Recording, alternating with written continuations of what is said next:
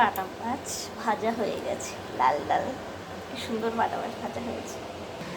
জিরে ফোড়ন, পেঁয়াজ ফোড়ন, পেঁয়াজ ভাজা হয়ে গেছে। এবার আদা, জিরে, কাঁচা লঙ্কা বাটা,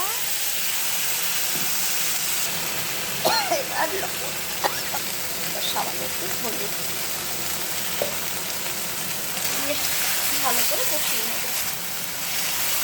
বাটা মাছের ঝাল কিন্তু খুব সহজে হয়, বাটা মাছের ঝাল ভালোও লাগে। দেখুন বন্ধুরা কি সুন্দর, ভালোভাবে কষিয়ে নিতে হবে। বন্ধুরা মশলাটা খুব আস্তে আস্তে ভালোভাবে কষাতে হবে। যত সুন্দর আস্তে আস্তে আস্তে কষানো হবে তত সুন্দর মাছের ঝালটা কিন্তু ভালো লাগবে, তাই তো? এবার আমি দিয়ে দিয়েছি সামান্য একটু টক দই দিয়ে নাড়াচাড়া করবো। বেশি নাড়াচাড়া করবো না। দেখুন কালারটাও কিন্তু খুব সুন্দর এসে গেছে। নাড়াচাড়া করেই কিন্তু আমি জল দিয়ে দিলাম। বাটা মাছের ঝালটা ফুটে গেছে। এবার আমি বাটা মাছটা দিয়ে দিই। ভাজা হয়ে গেছে।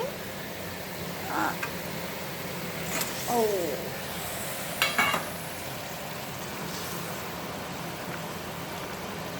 দেখতে যেমন সুন্দর বন্ধুরা, খেতেও কিন্তু খুবই সুন্দর লাগবে। আপনারা অবশ্যই বাড়িতে ট্রাই করবেন, কমেন্টে জানাবেন কেমন হয়েছে। কেমন হয়েছে দেখতে? ভালো লাগছে না? দেখতে যেমন ভালো লাগছে, লোভনীয় লাগছে।